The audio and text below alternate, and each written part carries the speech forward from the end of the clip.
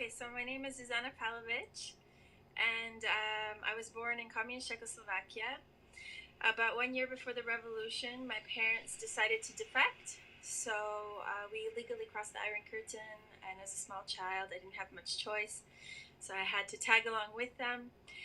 This meant we went from being kind of respectable citizens to political refugees overnight. We went through the the refugee camps that they had in Austria for people who were defecting the Soviet bloc. Hmm. And spent about 9 months there before we got to immigrate to Canada, where we became naturalized citizens. So I'm a dual citizen between Canada and Slovakia. Now, were you able to did you maintain Slovak citizenship even after you left, or did you get it back after some years later? We got it back because, as you know, Czechoslovakia dissolved. So I Right. was born in a country that no longer exists. And so those passports became irrelevant. And as a young adult, I decided to claim back my Slovak citizenship. It's really fascinating. Um, so, what did your parents have an idea that things might be ending, that the regime might have be coming to a close, even as late as say 1987 or eight? No, they had no idea. And actually, pretty much everybody in this country had no idea that it was coming to an end. I think people started to get a whiff that change was possible when the Berlin Wall collapsed. Right. But Okay. if you testimonies of people even in East Berlin, they had no idea that was coming. It was kind of a fluke, a historical fluke. And once the floodgates were opened, that's when the other kind of revolutions across the Eastern Bloc started happening, because we saw the East German example and we were like, hey, we want out of the cage, or we want more freedoms. That squares with what I found when I talked to people there when I lived there in 1992 and 3, is that it was just kind of we were just living our lives the way we lived them, and then all of a sudden this happened. Yeah. And that, I mean, that all of a sudden was a big moment. I mean, that created a huge amount of euphoria. People were very elated and happy, and for the first time in 4 decades, they were going into the streets in droves, in thousands and tens of thousands and 100,000 plus. So that had never happened before. So that was an incredibly beautiful period. I think when those revolutions, I mean, it was a geopolitical context. Of course, there was Gorbachev, who brought in glasnost, and Perestroika, who was liberalizing. He was more open-minded. But on the ground in those countries or in those territories, they had no idea it was coming. And I think the further east you went, in particular in Slovakia, because that's where I lived, uh, it was probably even less known about. Because the Yeah. people in the Shadish region in particular, and that sort of closer to the Ukraine, were, I think, a little bit less switched on than, say, Bratislavans would have been, and certainly the Czechs. Yeah. So of course, like the seat of political power was in Prague. Yeah. The Czechs were also always kind of more advanced than the Slovaks in terms of industry, education, capital. They were the richer part of the country. In Slovakia, I mean, you had Bratislava, but that was still laggard next to Prague, and you could see that in also the Velvet Revolutions that took place. Like the Czechs were a lot more active. The Slovaks wanted compromise. They wanted reforms. They didn't want prevrat. They didn't want it to all change. They just wanted it to improve. And that says a lot about the mentality. Yeah, and so that's what makes me. I've always wondered in the ensuing years since I was there, I was right at the beginning of all this, and now nearly 30 years later, for me, and 30 years later for officially for the Velvet Revolution, what's what's different about being there now, in your opinion?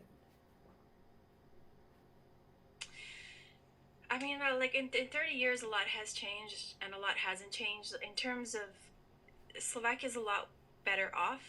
I mean, just in terms of infrastructure, in terms of capital, but there's great discrepancies between the western and eastern part. But right now, we're embarking on this school tour that actually that's how you discovered us. No, you discovered us through Naomi. Yeah, But we're traveling out. We're doing this nationwide behind the Iron Curtain school tour because we have a book coming out about communism yeah, called amazing. Czechoslovakia Behind the Iron Curtain, and it looks at Slovakia's journey not just in the Velvet Revolution, like a lot of like literature does, or literature that addresses the youth, but it looks at the entire 41 years And so we're on this nationwide school tour pretty much all of November talking to school kids. And that's where you can really see the difference. I mean, these kids are 15, 16, 17, maybe 18 years old. And when we talk about communism, when we talk about the good, the bad, and the ugly, it's incomprehensible to them. Like the violation of civil liberties, the fact that, for example, if you had longer hair than a certain amount that was like approved of by the party, police officers could just nab you off the street and cut your hair. And to kids today, that's just like, what? Why would That's they like, do that? why would they? And I would never allow them to do that to me. So you can already see there's been like evolution in terms of individual rights. Yeah. And it sounds like in at least the younger generation, like the teenagers now, it's become a bit more ingrained in their way of thinking.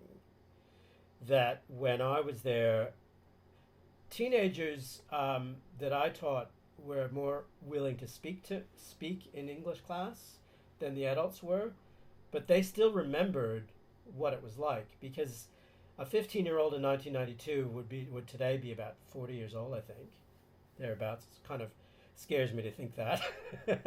They were. I mean, I was 26, and most of my teenage students were between 15 and 17, and the adults ranged anywhere from late teens to 70. So do you want to introduce like a little bit of who you are? Sure. Also? So my name is Jason Lockwood, and I was in the early 90s. I was kind of not sure what I wanted to do with my life. I'd lived in a number of countries in Europe, in Canada, so I know Canada quite well.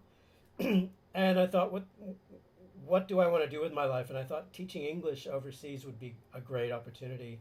I had a teaching degree. My sister taught in Japan. I thought, well, why don't I try my hand at that? But where do I want to do this? And that was around 90, 91. And I thought, well, Czechoslovakia would be really interesting because I love Dvorak's music. It was almost as frivolous as that. But it was also, well, I knew what was happening. I'd watched the Berlin Wall coming down on TV when I was a student in Canada. So I knew that it all happened. And I wanted to pick a place where people were interested and hungry to learn English. And overnight, practically, it had gone from Russian was the second language they learnt to English. They tossed Russian out for, I think, some very good reasons. And so I just put my application in, thinking, well, I have a teaching degree, so I don't see why they wouldn't accept me. And within a few months, I had a letter saying, you've been accepted to the Education for Democracy program. I don't know are you familiar with that program at all? No, but I'm familiar with the individuals that ran it, or Mr. Pavel Demesh, who you mentioned. Yes, I do. I met him several times, and Ann Gardner was another one on stateside who was instrumental. I think it ran from about 1990 to 95. Yeah. And then, I think the whole point of the program was to kind of kickstart English teaching in the country. And what better way than to pull in native speakers from the U.S. and Canada and elsewhere.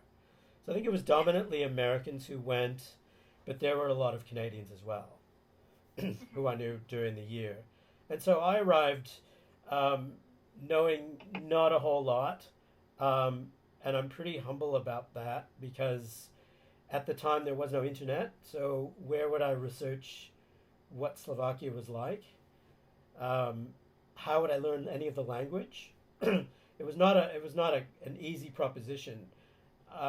I mention that only because some of the reviews of the book I read and wrote, and I'll talk about that in a bit, Sure. were a bit harsh on that count, saying, "Oh, he was ignorant. He didn't, he could have learned more before he went." And maybe yes, maybe no, but it wasn't as easy as it is today. Yeah. So I arrived there in September of '92 with a whole group of people. We had an orientation, and then we were sent off to our respective towns and cities. And I was given a posting in eastern Slovakia in Prešov, which not a special place by any means, but they needed English teachers as much as anyone else.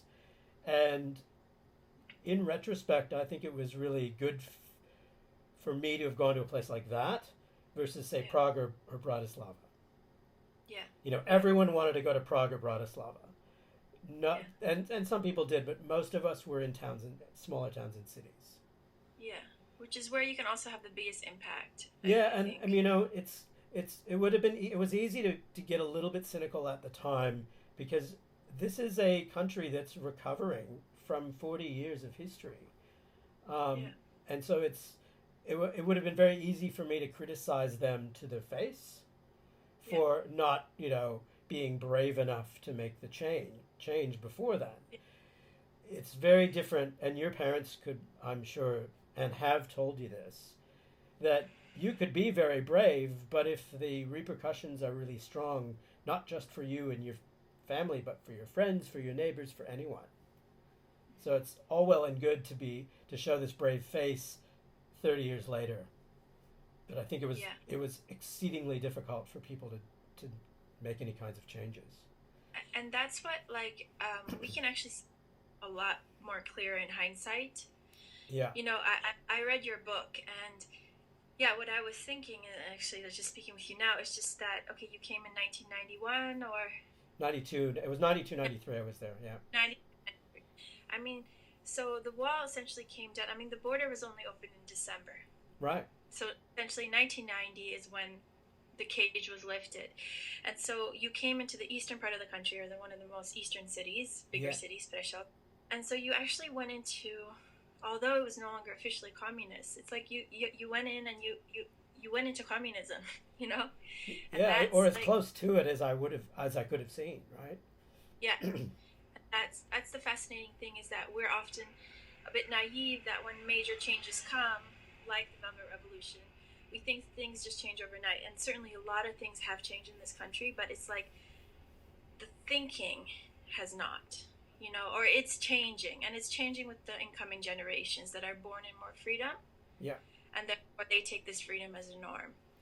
Yeah, But almost like North Americans do or Australians do, or they just think this is our life. This is our life, and this is we can do whatever we want with them. uh and when you're born in this, you don't almost know that you live in freedom, or Right. you live in greater freedom, until it's revoked. And I think our generation, or those that were born kind of at the tail end of communism, or those that, like you were teaching, that are maybe in their 40s now, they're able to compare. Yeah. They have the memory of life without freedom and life with freedom, and therefore they're able to understand freedom more. And that's why I think these countries in Central Eastern Europe are really good vessels for this messaging, because we know what freedom is, because we know what freedom is not. And I think we can describe it if we're a bit more willing to dig into our own experiences. So that was one of the things that I found, especially with the adult students. So I taught at a gymnasium, which is a secondary school, high school, and I taught at the state language school, which had been in existence for many decades before I arrived. So it wasn't, and they had been teaching English at this school for a long time, but it wasn't until after the revolution that it became a more prominent language that they wanted to teach, and they kept getting a lot more requests for foreign teachers to come in and help. Yeah. Um, but some of the conversations I had with my adult students, I think when they'd warmed to me a bit, Yeah. Trust. they were suspicious, and they were probably nervous and scared and all those things that you would have been back then. And I was a young guy, so I had no authority over them, and yet I was a foreigner from the West, and they were still not sure what to make of that.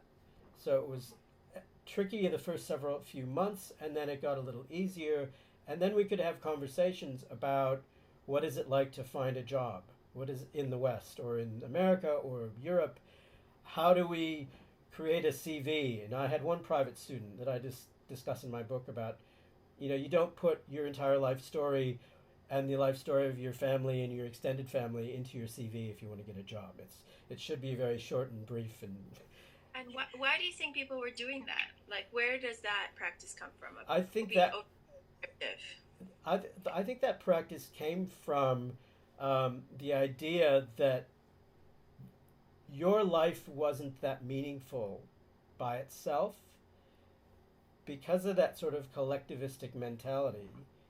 If you wanted to get a job, you had to show that your family had standing and that you were in the right neighborhood and maybe lived in the right building and all these various things. And so it was a safeguard, perhaps, in some implicit way. I don't think they would have been able to describe it, against some kind of persecution. And it was all very subtle. So nobody. That was the other thing that surprised me is people didn't really talk about things.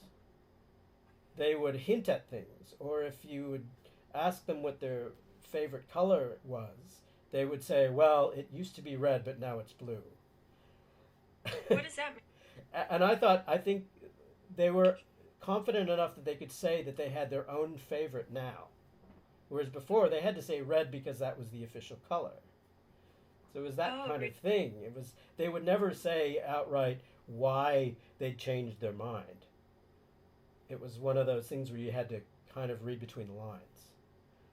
And that was a skill that all of us who were teaching there had to cultivate. Is how do I get the truth, or a deeper truth, from questions that seem innocuous on the surface. Things like, what are your favorites? What do you like to eat?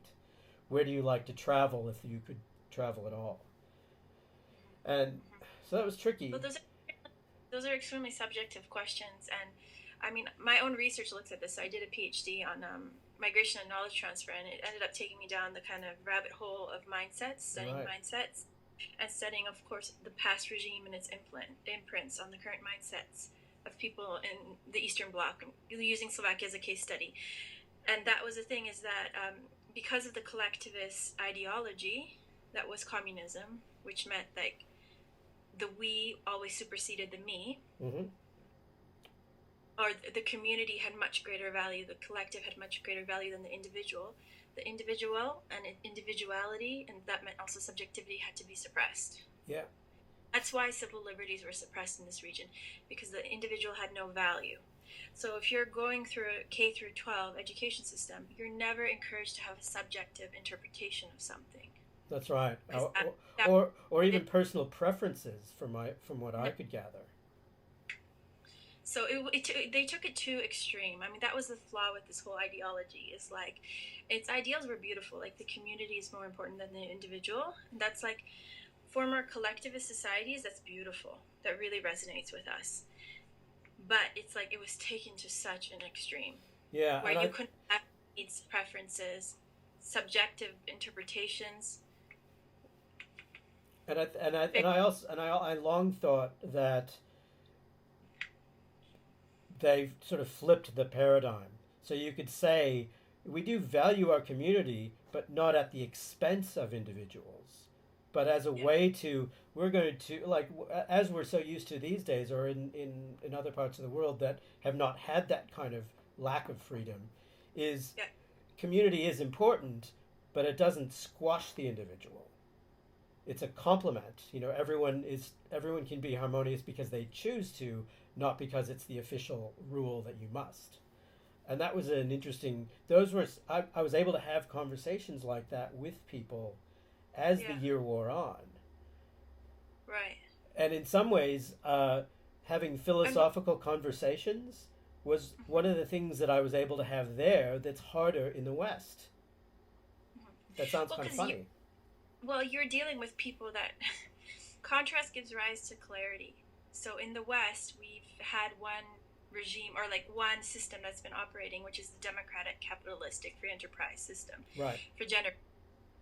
So it's just kind of the norm for us, and we don't have necessarily the contrast to really be able to come into clarity, which when you have these kind of extreme changes come, it's of course very emotionally triggering, or charge is full of emotional charge, and then you can compare. So it's like really good for your mind, for your mental development, for your understanding. And that's a really good point to make, because I think we all came to teach English there at just the right time. So I had no illusions about what my impact might be, as a young guy going to teach conversational English. I don't operate that way. I'm not. I don't have a big enough ego to say, "Oh, look at all the great things I've done." But I went there hoping that I could at least spur on some thinking, have some great conversations with people, show people what the rest of the world was like a little bit, and then let them go from there. And I recently talked to a Polish guy who's I think he's about 40 years old, so he would have been a teenager when I was there. And he lived near Zakopane, which, so pretty close to where I was living. Yeah. And the conversation with him was really enlightening, because what he said to me is, he said, all of you who came to teach English back in that time helped us move forward in ways you can never imagine. And that was the first time I really thought, oh, maybe I did have an impact, despite how difficult it was to live there. Because you guys were like ambassadors of that forbidden world. Like, ambassadors of capitalism, ambassadors of democracy, ambassadors of freedom. And it's like they got to experience or taste that consciousness through you, through like the vessel that was your body coming here to finish up, Yeah, and it was, and I'm actually quite pleased that I and others had that impact. And there were very few of us. We were all pretty young. There were a few people who were middle aged and a bit older who went to teach as well. But by and large, we were all anywhere from 22 to about 26 or 7 years old. So what was our life experience? Not that great, but we were willing. The one thing that you have with youth is a willingness to try things that maybe someone who's a bit older is more set in their ways and less willing to uproot themselves. So I suppose the feather in my cap is that I was always willing to do that. So what were some of these conversations you were having?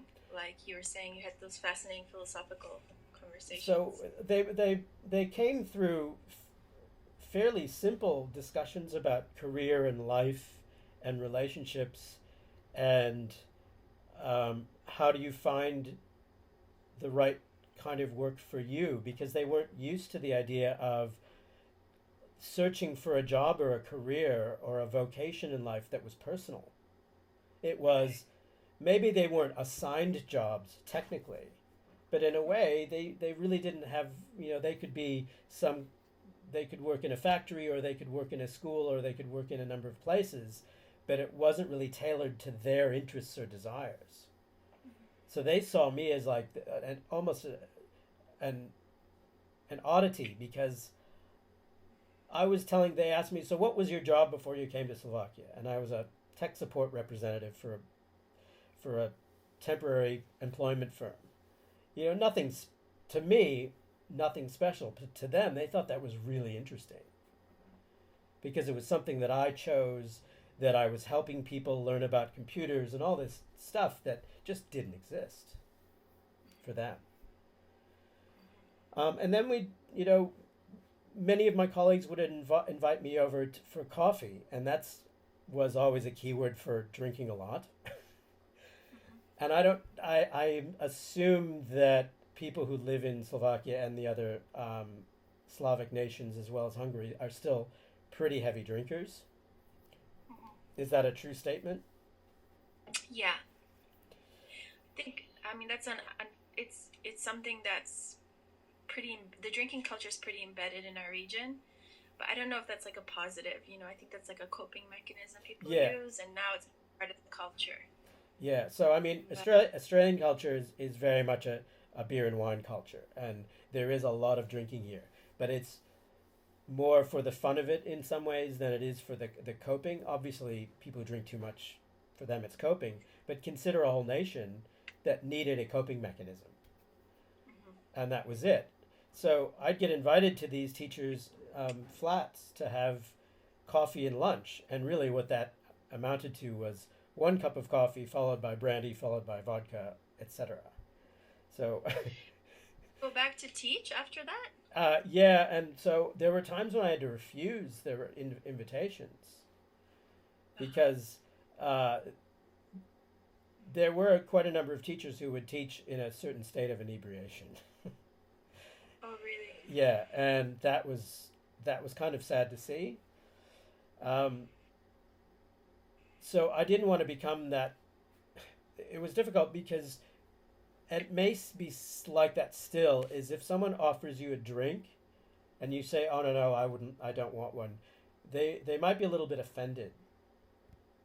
Like, why? What? You don't like my offer of a drink? Aren't you my friend? Don't you care about me? So it became they had a certain type of peer pressure around the drinking culture.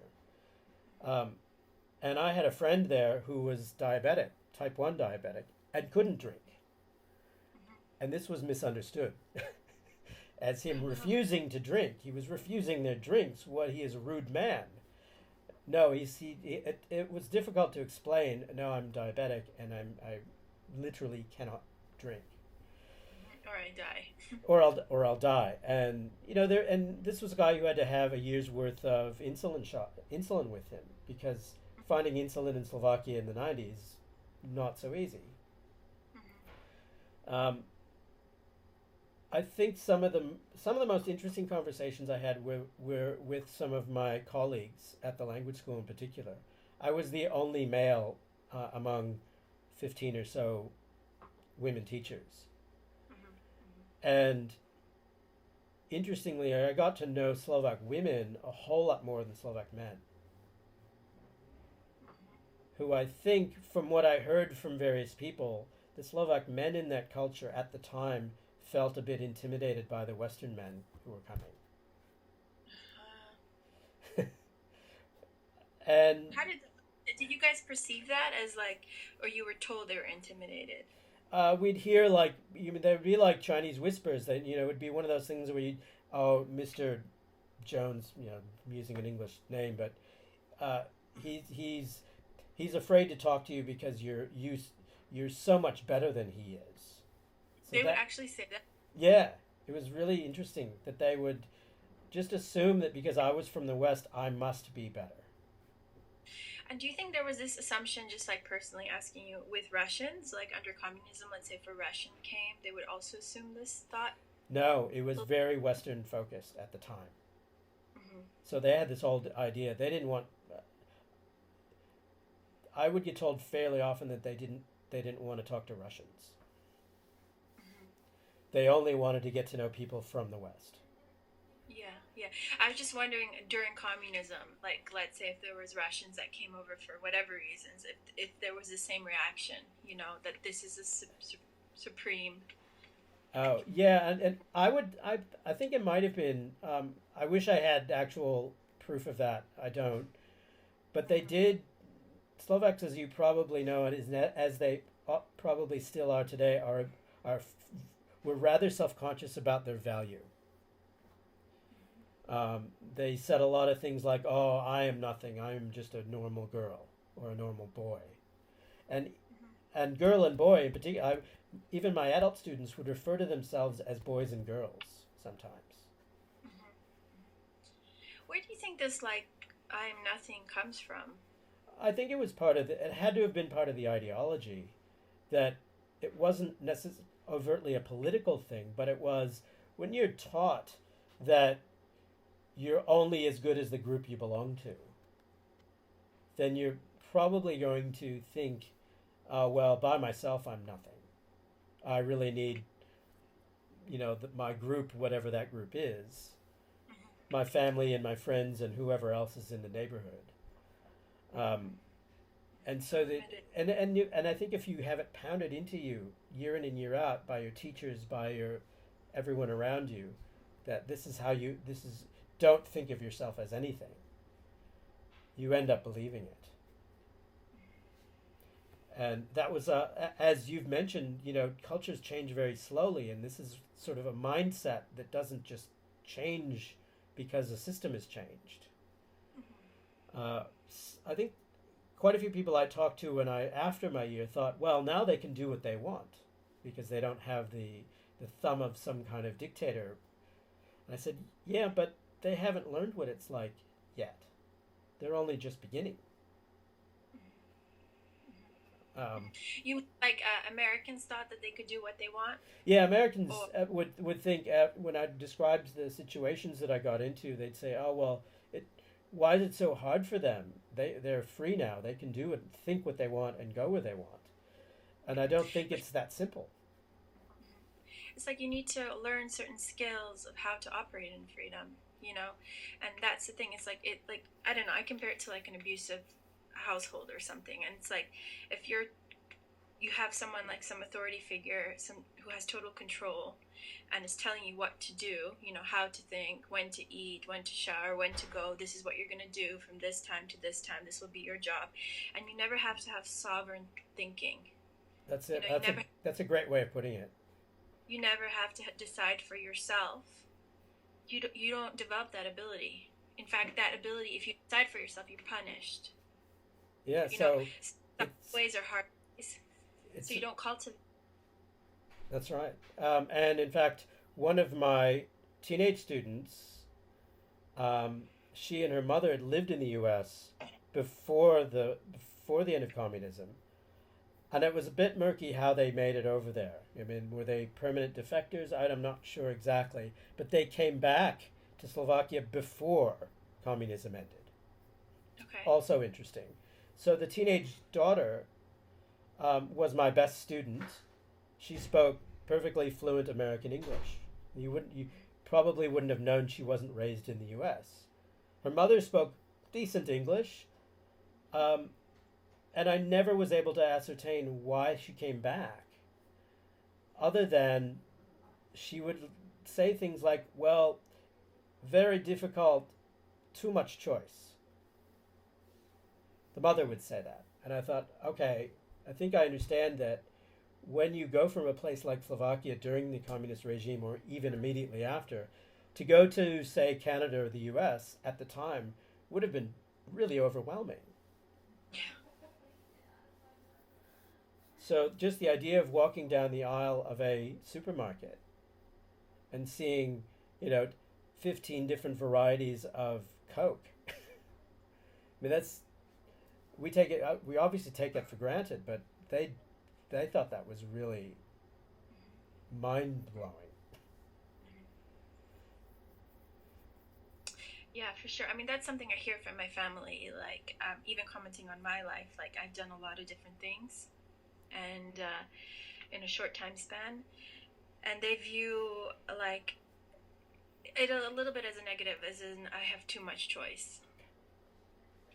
Yeah, this is so weird. I mean, it's so unusual, and like it's a complete outlier path because I left when I was 5, and that Mm-hmm. means I had my primary socialization in a different civilization, Right. essentially. Mm-hmm. You know, not just the Western world, like Western Europe, but the New World, you know, Canada, and then later America. So, most people that are in my shoes, most children like this, they end up just completely assimilating into the society and starting their lives there, which is what happened with my brothers. Like my brothers were born in Canada, and they're like a little bit attracted to Europe, but definitely not drawn to come back to Slovakia. You know, they come back for a funeral or something like this, like symbolic ritual, but they have no curiosity.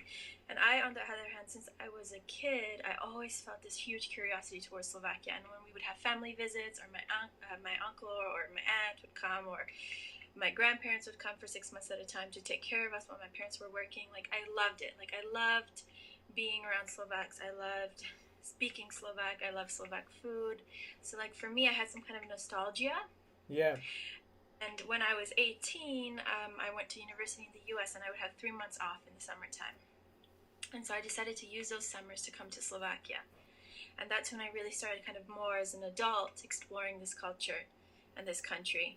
And I didn't understand it. I mean, in many ways, like I still don't understand the mindsets, you know, the thinking and some of the behavioral problems, not problems, sorry, patterns that I view problematic, you know. I don't think they're healthy, and I don't think I need to accept them as like this is normal culture, because some of it is just like damage and trauma Right. and unhealthy ways of handling crisis or problems. It's interesting that you mentioned that because that was one of my dilemmas as I was writing my book about the experience. Is I'm the kind of person I want to tell it as I saw it. Not pretending that I knew everything about the culture. I mean, a year is a fairly brief amount of time. But some people were a little bit upset reading it that I was critical of certain behaviors or things that Slovak people did.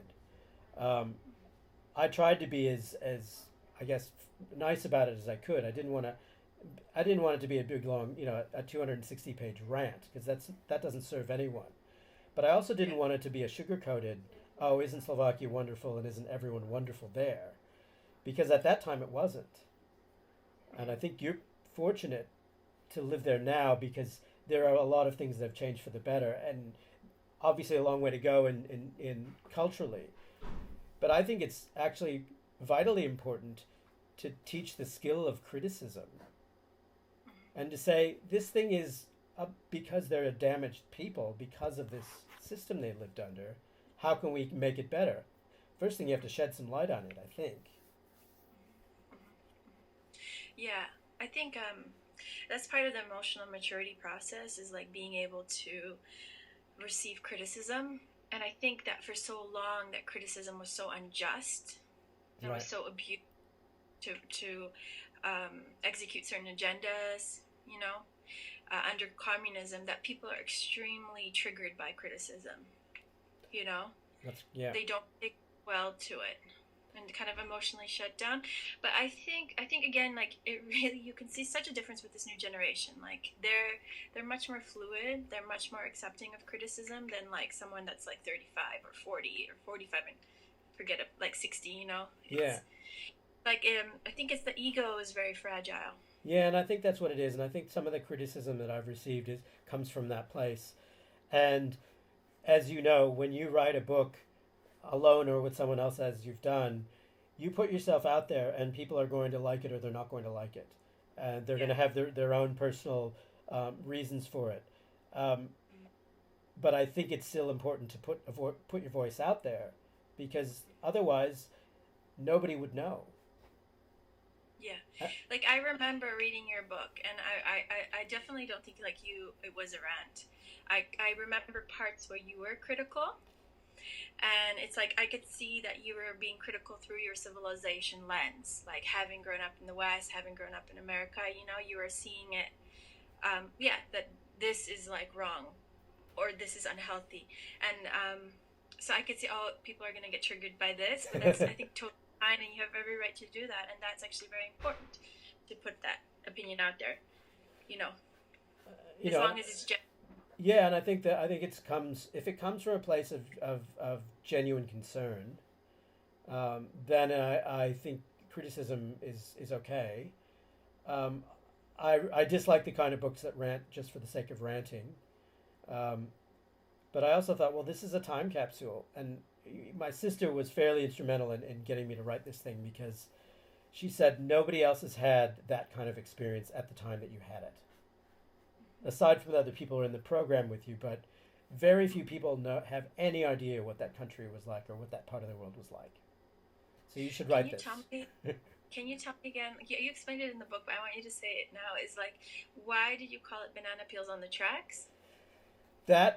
So that came to me in a flash, and that tends to be how titles come to me. Is like, so I was thinking about an experience. It was in springtime, and I'm walking from home to the language school where I taught, and there's a viaduct that goes over the train tracks. And I'm walking over, it was March, and it was slightly warmer, and I'm just sort of gazing about it, and I look down and I see all these little yellow spots on the train tracks. Like, what is going on? What is this? And then I see it everywhere, and I'm like, those are banana peels. And I'm like, where did those come from? Because we haven't had bananas all year. I hadn't seen one in the entire country. And really? And even in 92? Yeah. So what's going on with this? And then as I'm walking into town, I see old ladies, babkas, with, bags, their bags stuffed with bananas in them, and people eating them and throwing the peels on the ground. they weren't terribly conscious about litter, I suppose. But it was, and I was like, this is bizarre, and it's haphazard and chaotic. And then when I started thinking about writing this book, I thought that's exactly what it was. It was a sort of bizarre and chaotic and exotic, because bananas were considered an exotic fruit at that time, because they didn't get them very often. So then it became both a literal title of what I saw on train tracks, and a bit of a metaphor for the society at the time going through that upheaval. And then the more I thought about it, the more it was sort of, it was a title that resonated. It's interesting you say that, because getting bananas and mandarins was such a big thing in communism. Like, you would get them like twice a year during Christmas, when the party wanted households to feel good, that they could have them on the table. And then like during May Day and Spartakiada. So I didn't know that even in 92 it was a rarity. Yeah, and I think that's probably what when you talk about, I still lived in some version of communism even then. Some of those old, distribution networks for fruits and vegetables and other goods.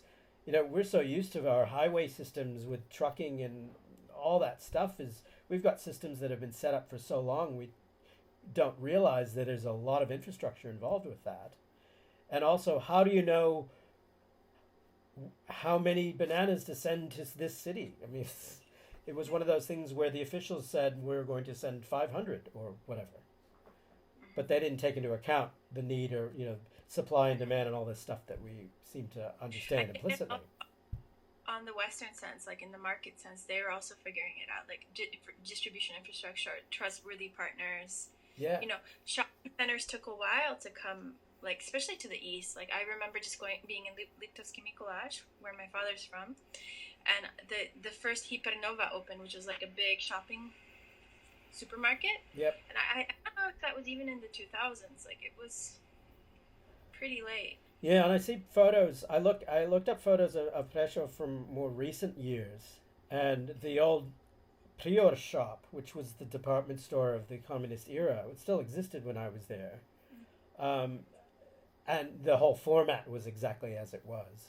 And now I see photos of these gleaming, brand new supermarkets and cinemas and all this stuff, and I'm like, that is not the town that I knew. But I'm glad that there's been some movement over the last 30 years, because it was not a particularly forward-thinking place, the East. And I argued that the further east you were, the less opportunity people had to make these changes. So how long have you lived in Slovakia now?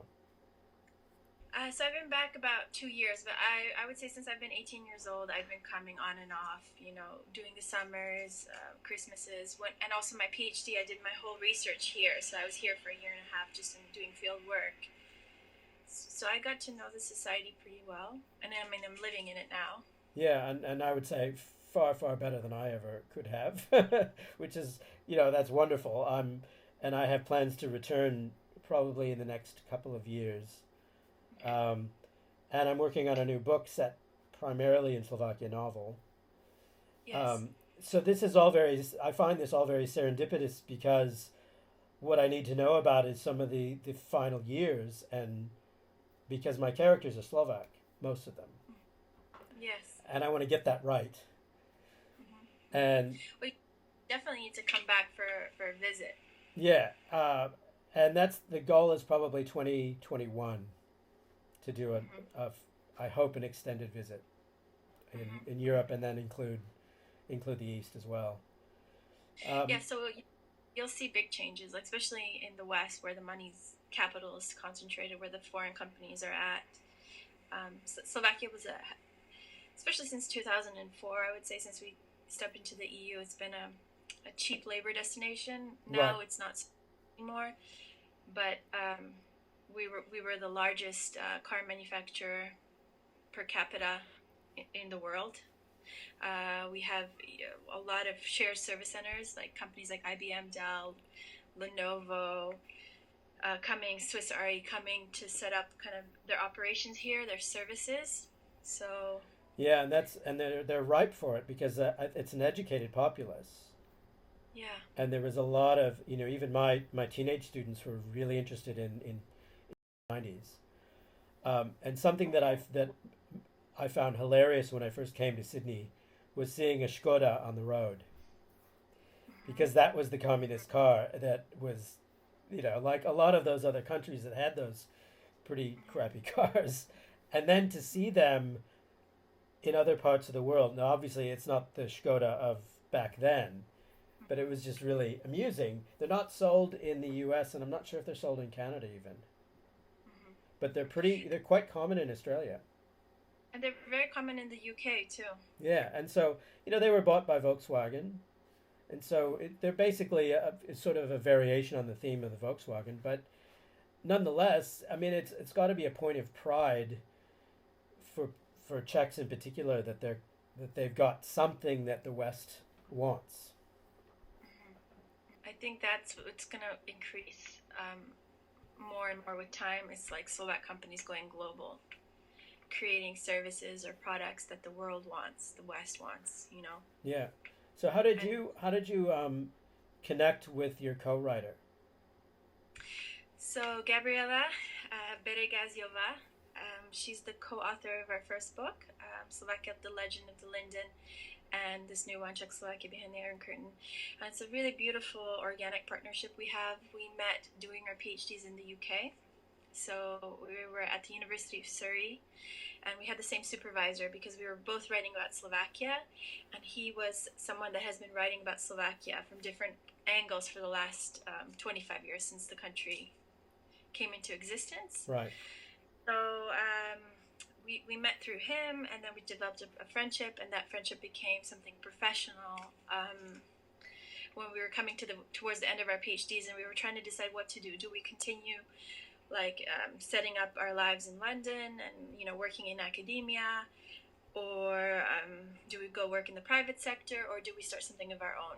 Do we apply our knowledge, our skills, Mm. and positive with it for Slovakia? We felt like both very privileged since we had been on scholarships.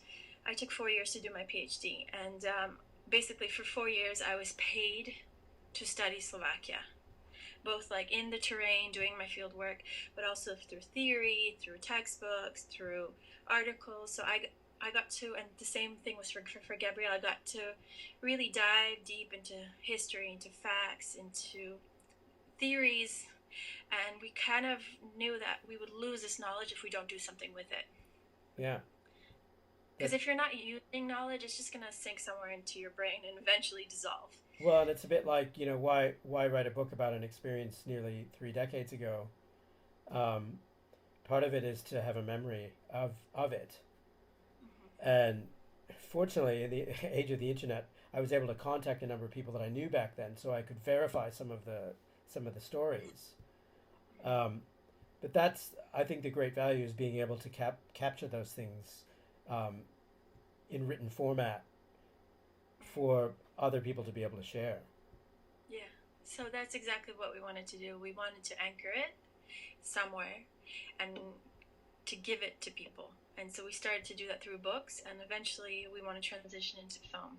That would be amazing. So now I'm gonna have to. Yeah. But my main character in the novel I'm working on is a woman, and I'm thinking, since so much of it takes place in Slovakia, I'm already thinking who's going to play the lead character. Yeah. But You already see it. way, Yeah. way, way, way ahead of myself. But Right. Right. But that's good to have a vision, to yeah, see that. and it's really interesting because as you know, writing books is a lot of work. Um, Don't it work. it's slow. You're never finished when Absolutely. you think you're going to finish. No. You can the hardest thing is knowing when to stop sometimes. Exactly. I mean, like, we actually had to send our book. We were doing a couple sleepless nights. Right now, we're in the East being hosted by family and East Slovakia. And we had to go to print on Friday. And it was just like, at some point, you just have to say stop. And it's like, okay, even if it's not perfect, I got to send it out. And thankfully, we have a launch date on the 28th of this month. So our printers were like, this is the absolute last day, or else you won't make it. Yeah, exactly.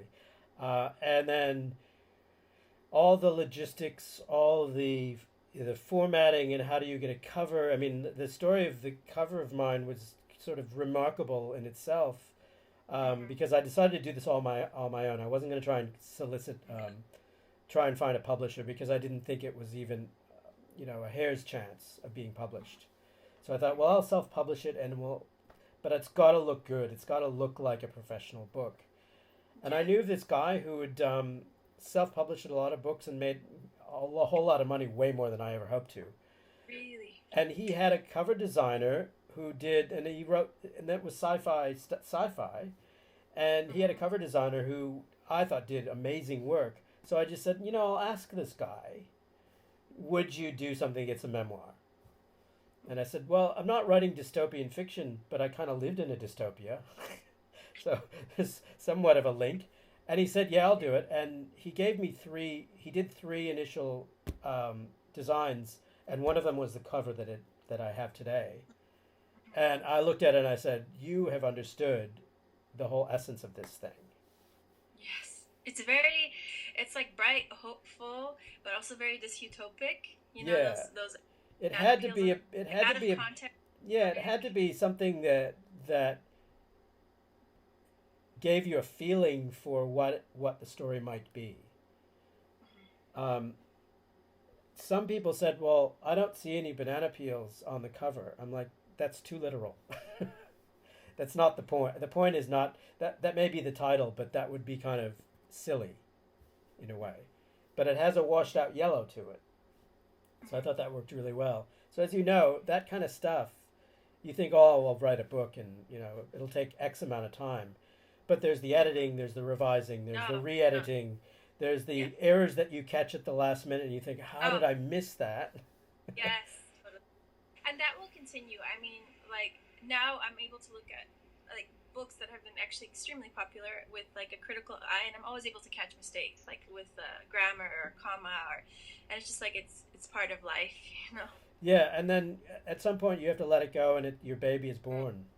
Yes, and that's it. And then I go back and I'll reread bits, and I'm like, well, I know I could write it better today, but Yeah. that was then, and it was the best thing I could have done at the time, and so I think that's how you treat it: is you treat each project as the best you can possibly do, and then you learn from it and you try and do better later.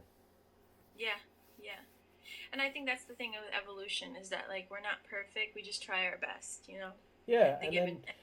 then writing skill is something that I grew up with because my parents were journalists, so Mhm. it was always expected that I would know how to at least write a decent sentence.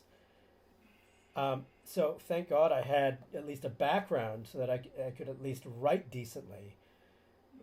From there, it's really just the hard work of it. I remember in your book you wrote about like your father.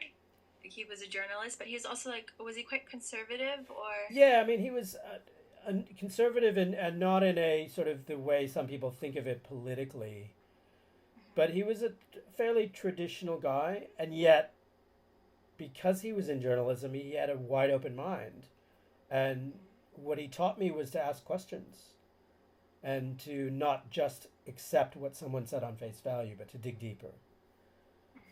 And that's Which is like, a pretty amazing thing to have. Both my parents were journalists, so any claim of truth growing up, having discussions over the dinner table had to be backed up with a mountain of facts. oh really? I see. So that's that's the approach that I use. And I suppose as we're talking about things that we take for granted, for me that's the thing I take for granted is every time any kind of project or writing project in particular, I have to make sure that I've got it authentic. Hmm. Hmm. And fiction is probably the most difficult one to get it right, Hmm. but I'm going to certainly try as hard as I can. I think it's great. I mean, I think people that like foreigners, if they come here, and it's really interesting. Many feel is inspired to do stuff for Slovakia. You know, even like 30 years later, 25 years later, you're still like want to write a book about Slovakia. You know, it's like something about this country kind of hooks into you. Yeah, and I'm not. I think I can identify what it is. I'm not going to spend 30 minutes saying it here, but there's a certain yearning in Slovak people that I found infectious. They did want more out of their lives, um, and there was this friendliness and a willingness to share that I found really heartening. And sometimes it's easy to become callous living in I guess wealthier parts of the world because you just expect to be able to get things. Whereas there they understood the hardship and how hard they had to work just to eke out an existence. So as a result of that, in the privacy of their homes, they were quite warm. In public, I think they were colder because they had to be. But as soon as you entered someone's flat, the outside of the building, and this is perhaps a metaphor, is the outside of the building was dull and gray, but the inside was rather cheerful often. I think that's that soul that wasn't stamped out. Yeah, in some way, you can try as hard as you can to squash it, but with a lot of people, it just can't be squashed.